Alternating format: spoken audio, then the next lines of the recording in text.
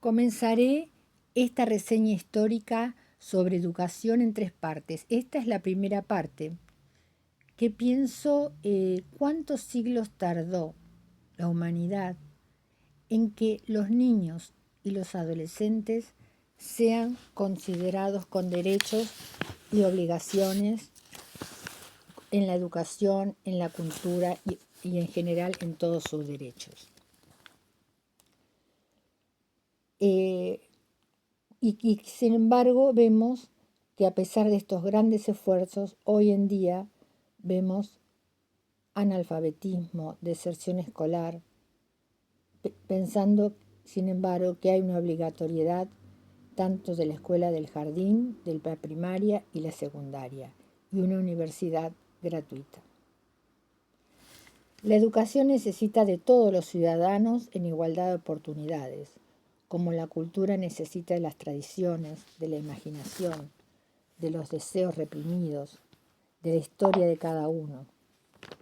Porque la cultura es un conjunto de normas, de valores, que se van transmitiendo de generación en generación, pero que a su vez estos valores pueden sufrir y deben de tener cambios, adaptarse a los momentos y mantener sus orígenes.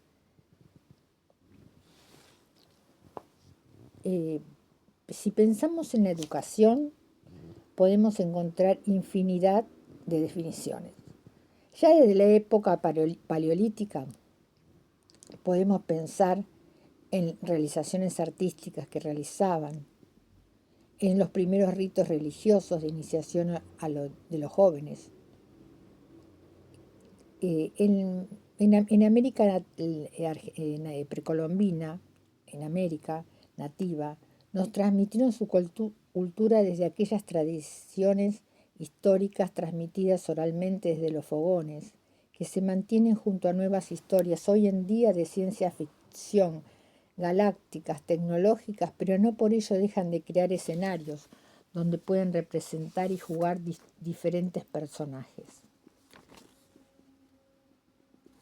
Si nos trasladamos a la Edad Media, la psicóloga francesa, doctora Françoise Dolto, en su libro La causa de los niños, realizó una recorrida histórica desde la Edad Media hasta nuestros días, contando cómo era el medio social donde circulaba el niño en Francia.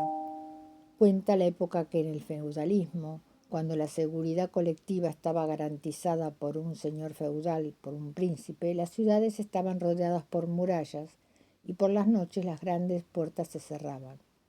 La multiplicación de escuelas fue con Carlomagno. Todo comenzó en su reinado. Eran las primeras escuelas religiosas. Los adultos acudían con los niños a escuchar a los clérigos. A finales de la Edad Media aparecen en Occidente los ciclos de escolarización, donde los alumnos son agrupados por su edad y no por sus aptitudes.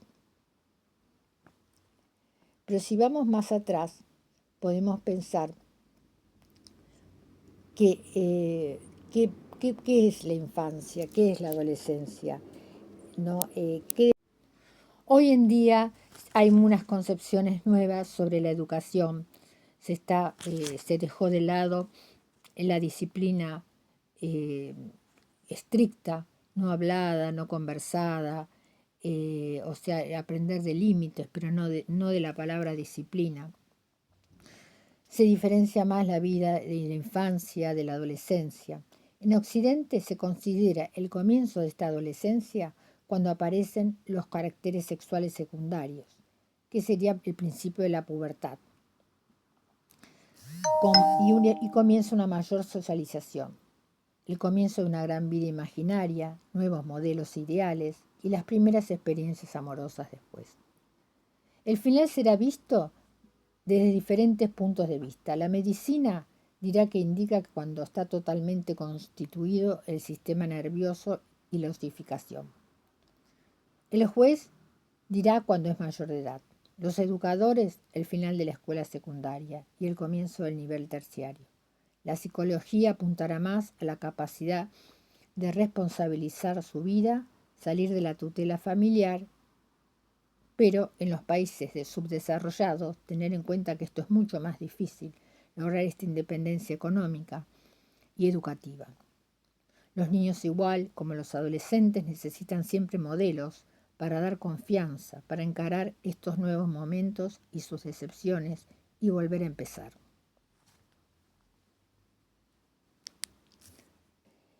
En la década del 20, del siglo XX, vemos que los adolescentes se rebelaban a las guerras, a los formalismos, a una vestimenta, tenían ideales sociales, solidarios y políticos.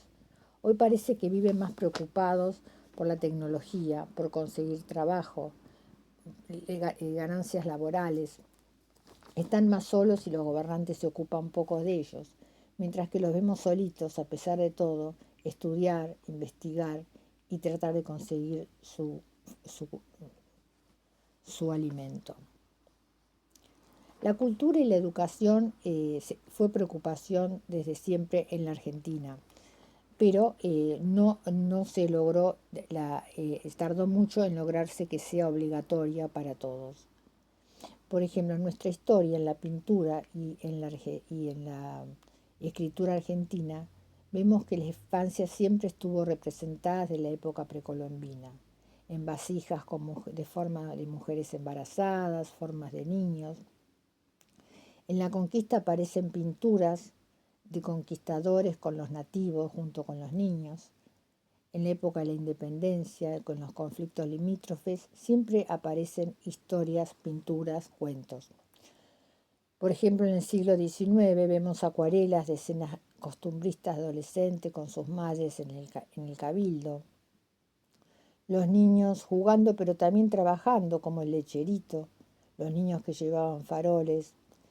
Todas las clases sociales todas las clases sociales fueron representadas, el campo, la ciudad, la vida religiosa, mientras se construían templos de diferentes religiones. Se fue amalgamando historias nativas con venidas de inmigrantes, ya sea de cuentos escandinavos que se entremezclaban en la cultura argentina, como cuentos árabes, cuentos chinos. Todos los personajes de la vida vegetal, animal.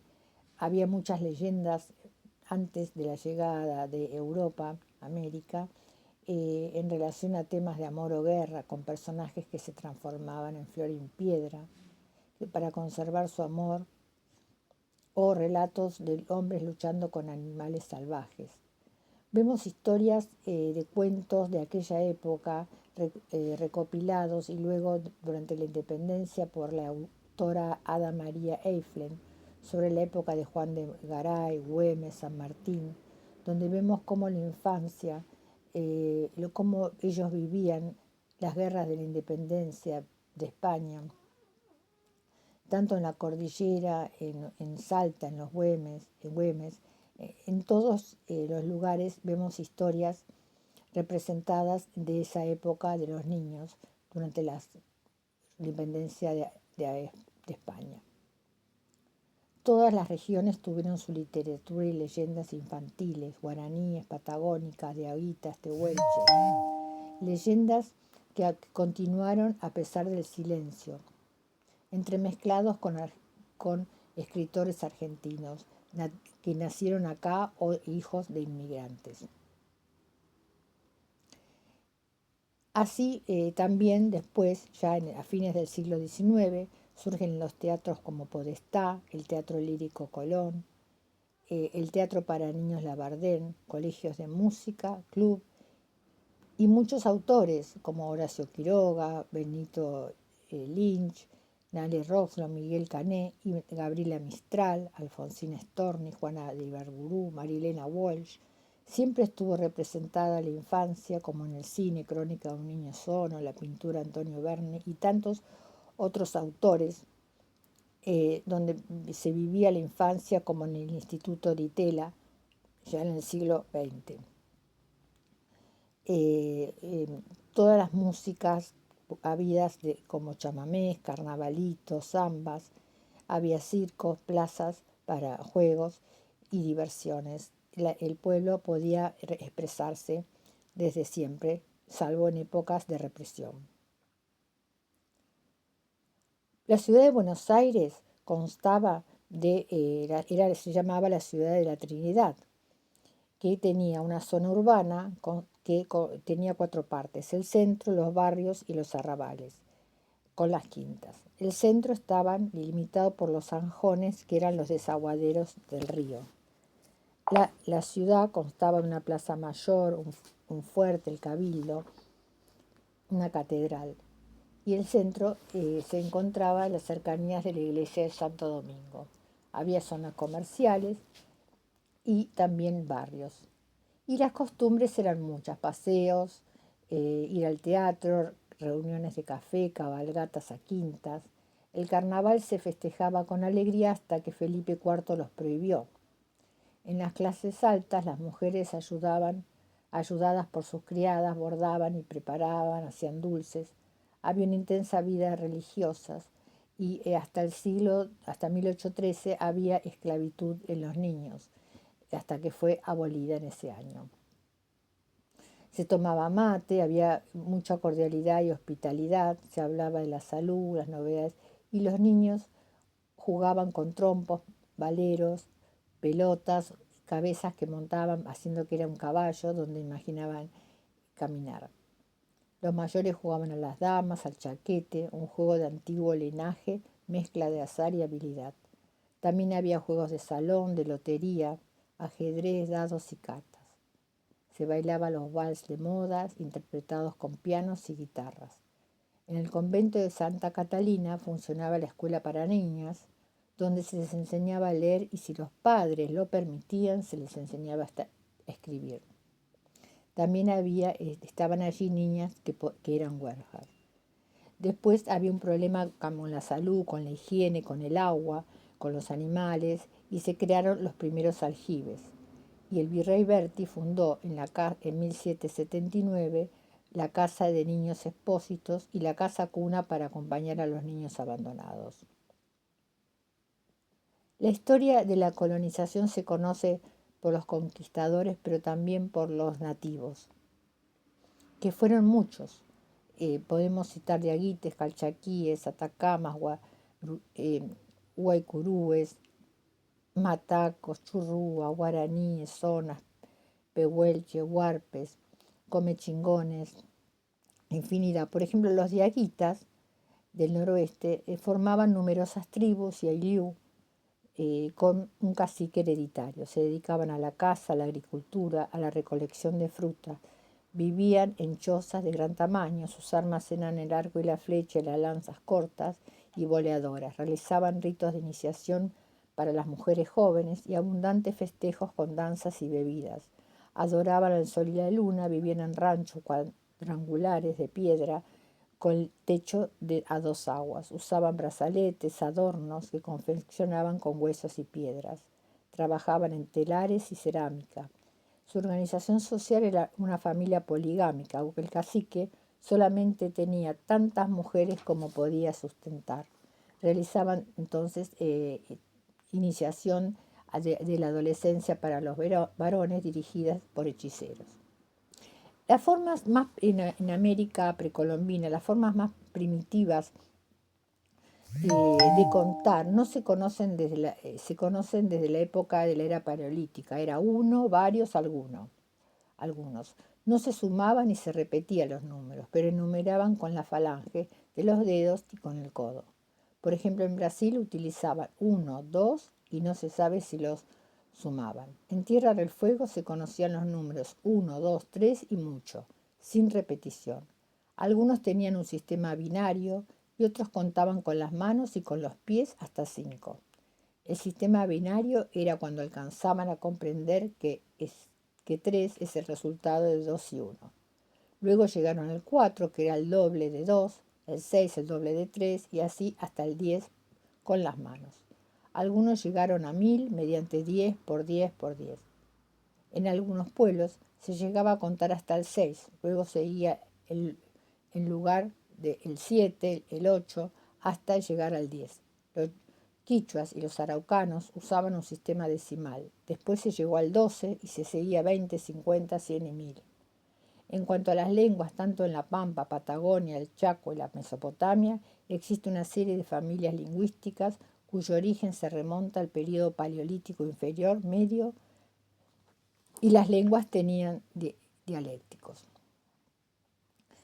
Si pasamos ahora al virreinato, si bien en la Edad Media predominó la educación cristiana caballeresca, donde se privilegiaba la vida espiritual más que la educación científica, durante el siglo XV, con el Renacimiento, surgió una nueva concepción del hombre junto con el paso del castillo a las ciudades y barrios. Se comenzó a estudiar al hombre y no solo en su concepción religiosa, sino también científica. Durante la conquista española en los siglos XVI, XVII y XVIII, la educación en Argentina tuvo dos corrientes. Una religiosa desde Europa por el virreinato del Perú hasta el norte argentino y Buenos Aires, y la otra corriente más laica, regida por el pensamiento liberal francés sostenida en Europa por Carlos III. La religiosa, venida de la monarquía española unida a la Iglesia, trajo a estas tierras sus costumbres, su lengua y su forma de pensar. Y podemos pensar que en esa época existían también las misiones jesuíticas, que estaban compuestas por dominicos, franciscanos, agustinos y más, que se ocuparon de la evangelización de los nativos, cumpliendo con las células reales de aquella época. Se les enseñaba a leer, escribir, contar, y también algunos oficios, como por ejemplo los de zapatero, sastre, carpintero. A los hijos de los caciques se los separaba de su familia durante años y luego debían transmitir el aprendizaje a sus padres. El primero de estos colegios, creados en 1533, fue el llamado Imperial Santa Cruz, donde las misiones actuaban independientemente de su poder civil. Las misiones estaban compuestas en su organización social por caciques, alcaldes, regidores, nativos, bajo la superintendencia de los sacerdotes jesuitas que aprendían la lengua del indio. Con el Renacimiento resurgen las ideas clásicas de la educación infantil y se comienza a observar a sus niños como por ejemplo Erasmo, que manifiesta su interés por la naturaleza infantil. Ya se hablaba de la evolución del niño hacia el hombre y se empezó a preocupar por la discapacidad en los niños, como el interés por la educación de las mujeres. También hubo muchas corrientes en ese momento, como surge el empirismo, y también vemos que a Rousseau, que fue el primero, en 1712 a 1778 fue su vida, fue el primero en ver las características de la mente infantil, porque consideraba a la infancia como una edad propia, privilegiando el aprendizaje por la experiencia, o sea, de la observación y repetición, o sea, el empirismo, observar, repetir. Y esas ideas se basó Pestalozzi y Froebel. Pestalozzi fue el fundador de la escuela primaria popular y donde predominaba el idealismo y el liberalismo. Y Froebel fue el iniciador del jardín de infantes en todo el mundo.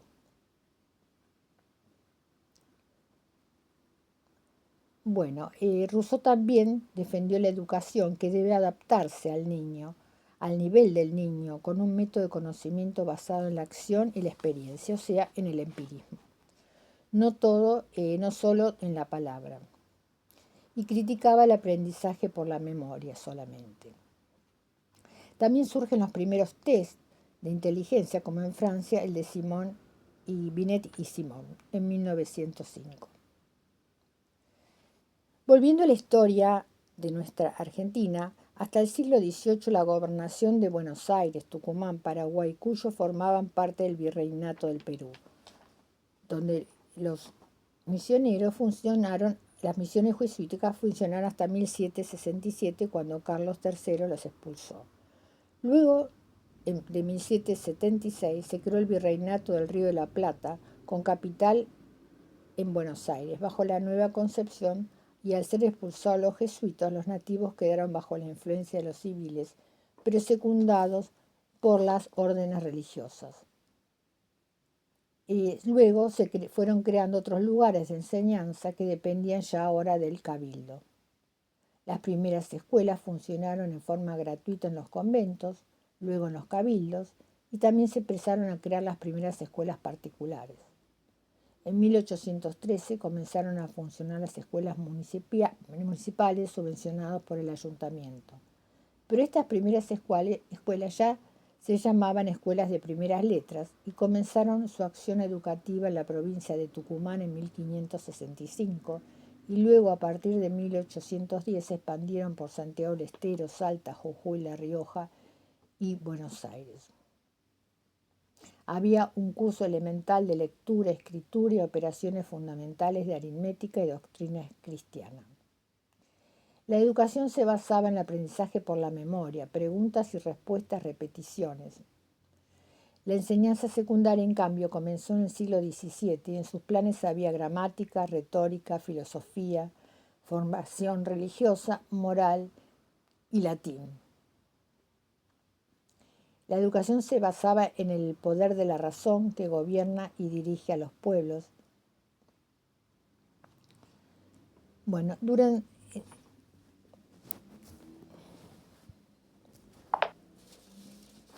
también podemos pensar, si nos remontamos a la historia más allá, en la educación, cuando les comentaba de la etapa precolombina, podemos pensar también en la educación importante que tuvo Grecia y Roma. En Grecia ya Platón nos habla de la educación por distintos niveles de enseñanza, y en Roma también. En Grecia, por ejemplo, consideraba a la persona en cuerpo y mente. Había una educación para la vida misma que se adaptaba a la naturaleza. Había interés por la medicina, la salud infantil, aparece Hipócrates, Galeno, y la adolescencia lo vemos en el teatro griego como Sófocles, Eurípides. Plutarco también habla sobre la educación de niños. Platón hablaba de que priorizaba el movimiento para ayudar a superar el miedo y el carácter. De 3 a 6 años se separaban a los niños de las niñas y se realizaba gimnasia y luego se los preparaba para el combate. Se enseñaba a aprender a leer, escribir, estudiar astronomía y prepararlos para ser ciudadanos. A los 13 años se incluía la liria, la matemática, la geometría, la autonomía, la caza y la pesca. En cambio vemos en Aristóteles que él hablaba de una educación hasta los 2 años, se hablaba de hábitos de movimiento. Luego, hasta los 5, profundizar esos hábitos. Y desde los 7, educación pública, gimnasia, lectura, escritura, música y dibujo. Luego la educación liberal, matemática, lógica, metafísica, ética y biología. Su método era inductivo, partía de la observación ociosa. Daba sumamente importancia a la música porque purifica el alma y la inteligencia. Y los ayudó para el combate. En Roma, el objetivo de la educación era formar buenos oradores. La escolarización se dividía en 3 partes: escuela elemental de 7 a gramática de 12 a 16 años, prosa, teatro, poesía, retórica desde los 16, pero eran muy pocos en oratoria y declamación. En esta primer parte incluiré 2 libros que escribí en relación al tema, la humanización del aula y el libro Hacia la longevidad.